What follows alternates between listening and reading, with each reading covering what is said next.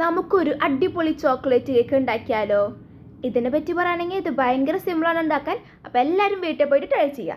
അപ്പോൾ ആദ്യം തന്നെ ഒരു പാത്രം എടുക്കുക. പാത്രത്തേക്ക് മൈദ, ഉപ്പ്, baking soda, baking powder, cocoa powder ഒക്കെ കൂടി മിക്സ് ചെയ്യുക. പിന്നെ ഒരു മിക്സി എടുത്തിട്ട് അതിലേക്ക് മുട്ട, പഞ്ചസാര, ഓയിലൊക്കെ കൂടി നല്ലോണം കറക്കിയിട്ട് ഈ ഡ്രൈ ഇൻഗ്രീഡിയൻസും വെറ്റ് ഇൻഗ്രീഡിയൻസും തമ്മിൽ മിക്സ് ചെയ്യുക.